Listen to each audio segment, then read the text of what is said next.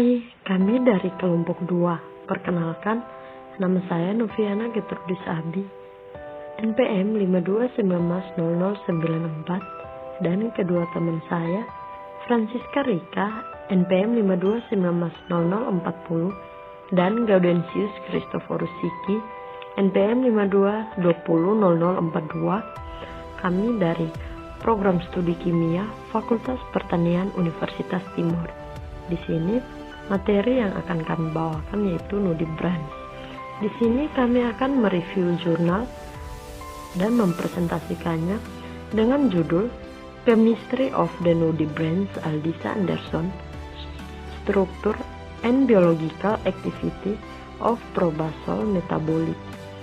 Untuk memenuhi tugas dari mata kuliah Kimia Kelautan dengan dosen pengampu mata kuliah Bapak Jeffrey Preston, SSI MSc. Baik, yang pertama latar belakang.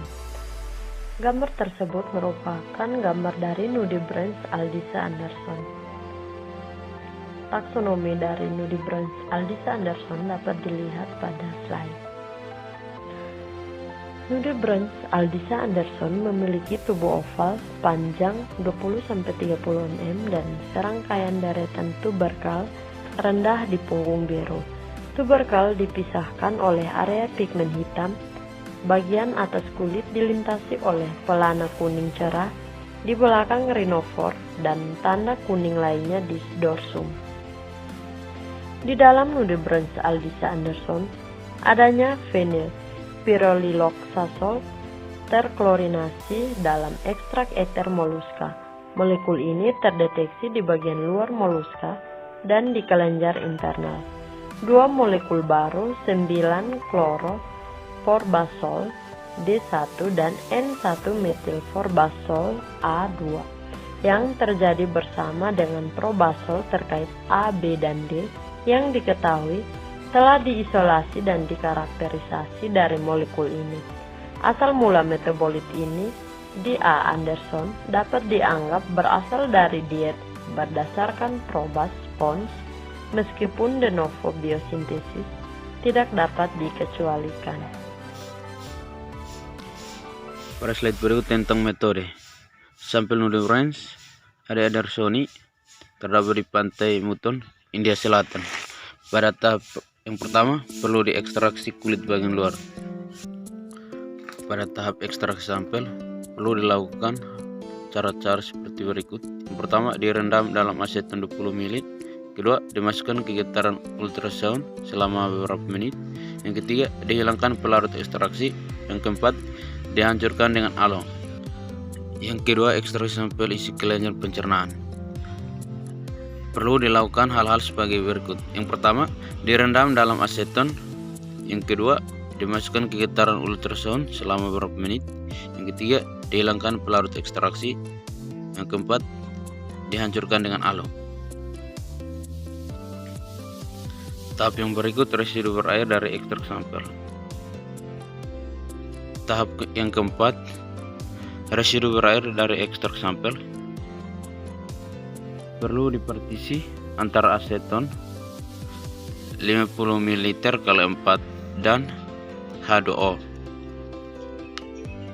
Pada tahap yang terakhir, kedua ekstrak eter dianalisis dengan kromatografi lapis tipis atau ALT. Selanjutnya, hasil dan pembahasan. Nah, tabel 1 ini merupakan tabel dari 1H dan C13 data NMR untuk senyawa 1 dan 2 dalam CD3OD. Nah, pada tabel dijelaskan bahwa analisis spektrum NMR senyawa 1 dan 2 mengungkapkan hubungan struktural yang erat dengan probasol yang diketahui namun menunjukkan perbedaan dalam pola substitusi. Senyawa 1 memiliki rumus molekul C13H8Cl2N2O2 yang diturunkan dengan RCMS dan HRESIMS yang menunjukkan adanya gugus karakteristik untuk dua atom klor. spektrum 1 HNMR menunjukkan 4 sinyal sp2 pada 6,27 atau 1H D J sama dengan 2,8 Hz H3 6,93 atau 2H DJ sama dengan 8,7 Hz H13 dan H15 6,97 atau 1H DJ sama dengan 2,8 Hz H2 dan 7,81 2H DJ sama dengan 8,7 Hz H12 dan H16. Nah, menurut dua sistem spin terpisah dalam unit Pearl, substitusi atau cincin A, dan 1,4 cincin Benson tersubstitusi atau cincin C. Ini menyiratkan bahwa dua atom klorin terletak di cincin Pearl dan oksasol. Nah, konsisten dengan ini, spektrum 13C NMR mengandung 11 sinyal karbon sp2 dalam kisaran 111,8 sampai 159,6 ppm. Selanjutnya, hasil dan pembahasan gambar 1. Gambar 1A merupakan struktur perbasol baru yang diisolasi dari bagian luar A Anderson. Gambar B merupakan struktur perbasol yang diketahui terjadi bersama dalam ekstrak yang sama. Pada gambar diterangkan bahwa NMR2D membantu untuk sepenuhnya mengkarakterisasi molekul. Secara khusus, serangkaian percobaan HNDC direkam dengan J sama dengan 5 Hz dan J sama dengan 10 Hz sangat penting untuk mengaitkan karbon quaterner dan untuk menetapkan struktur seperti pada slide. Perbandingan data NMR yang direkam dalam pelarut yang sama untuk perbasol mengkonfirmasi struktur yang disarankan. Senyawa 1 memiliki 1 atom klorin lagi pada cincin oksasol sehubungan dengan perbasol D, sehingga diberi nama 9-kloro-perbasol D. Pada gambar yang di sampingnya atau gambar berikutnya menunjukkan resonansi proton dan karbon sangat mirip dengan perbasol A, menunjukkan pola substitusi yang sama pada cincin heterosiklik. Satu-satunya perbedaan adalah adanya sinyal 3H yang beresonansi pada H4,00 atau 3,8 C yang dikaitkan dengan ikatan metil pada nitrogen Pearl. Jadi, senyawa 2 disarankan sebagai N1 metil perbasol A. Selanjutnya, hasil dan pembahasan gambar 2. Nah, gambar 2 ini merupakan korelasi HNDC kunci untuk perbasol 1 dan 2. Korelasi diagnostik diamati antara C8 atau C144,2 dan H12 atau H16 dan antara C6, C atau C153,7 hingga H2 menunjukkan hubungan cincin oksasol dengan bensin dan Pearl 1,4 disubstitusi. Korelasi HNDC yang diharapkan juga diamati antara C5, C4, dan C3 hingga H2. Korelasi HNDC yang signifikan diamati antara N1Me dan C2 atau C125,2 dan C5 atau C115,3 sesuai dengan struktur yang digambarkan. Perlakuan perbasol A dengan MIE memberikan senyawa yang identik dalam segala hal dengan senyawa 2 secara definitif mengkonfirmasi struktur. Pada gambar 3 merupakan struktur yang masuk akal dari 2-kloro-perbasol A. Nah, pada gambar dijelaskan bahwa kehadiran senyawa perbasol yang sangat kecil terdeteksi dalam ekstrak ethereal yang dianalisis. Metabolit ini diisolasi dalam jumlah yang sangat kecil yang tidak cukup untuk karakterisasi spektroskopi rinci.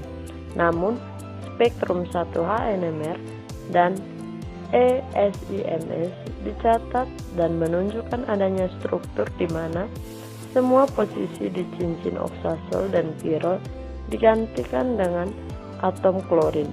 Faktanya, puncak molekul terprotonasi pada M/Z 363 dengan kluster yang konsisten dengan keberadaan 4 atom klorin diamati dalam spektrum ESIMS, sedangkan spektrum 1H NMR hanya menunjukkan 2 sinyal doblet karena 4 bagian hidroksifenyl. Senyawa tersebut untuk sementara dapat diidentifikasi sebagai 2-kloroforbazol A seperti yang digambarkan pada slide. Selanjutnya, hasil dan pembahasan pada gambar yang keempat. Gambar keempat ini menunjukkan respon alih materi Polaemon elegans, di mana konsentrasi 0 didefinisikan sebagai kontrol dan perbedaan yang signifikan dalam konsumsi pelet yang diberi perlakuan banding kontrol dievaluasi dengan uji ekstraviscer satu sisi. Untuk senyawa purbazol, terutama terkonsentrasi di bagian luar yang paling terbuka, menunjukkan keterlibatan dalam pertahanan kimia. Oleh karena itu, purbazol terpilih diuji dalam pencegahan makan terhadap udang generalis trophic Polaemon elegans. Seperti yang terlihat pada slide, untuk setiap senyawa, pada senyawa yang pertama, nilai perlakuan sebesar 0,0433, senyawa yang kedua nilai perlakuan sebesar 0,0054, dan senyawa purbazol A nilai perlakuan sebesar 0,0433. Dari senyawa-senyawa tersebut menghasilkan pencegahan makan yang signifikan pada konsentrasi 1 mg per mililiter. Yang berikut, pada tabel yang kedua, dari data menunjukkan bahwa senyawa 1, 9-kloropurbazol D, dan senyawa 2, N1-metil purbazol A, menunjukkan aktivitas penghambatan pertumbuhan in vitro yang serupa, di mana dalam list garis sel kanker manusia yang telah diteliti untuk aktivitas penghambatan pertumbuhan, senyawa ini tidak dimodifikasi sehingga seperti apakah sel kanker yang akan menunjukkan sensitivitas yang sebenarnya. Dapat dilihat untuk perbedaan pada senyawa 1 dan senyawa 2 dalam slide.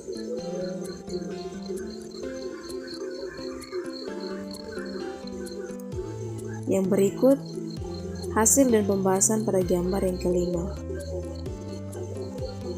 Dari data menunjukkan bahwa aktivitas anti kanker in vitro terkait 2, terutama berkaitan dengan efek sitotoksik pada sel melanoma SKML28 manusia dan sel glioblastoma U373.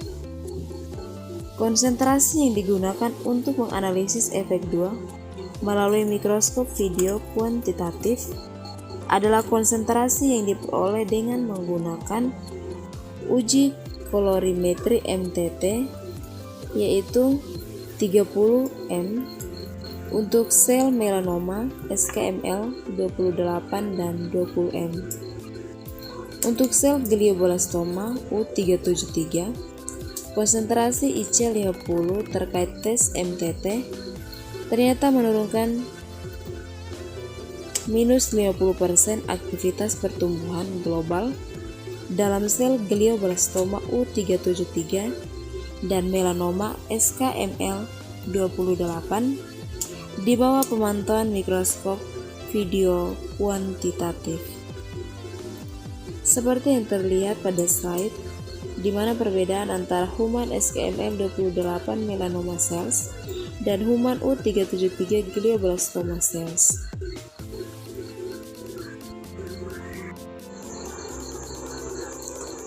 Kesimpulan, senyawa Porbajoles pertama kali diisolasi oleh Kasman dan kawan-kawan dari spons Porbats kelaterata.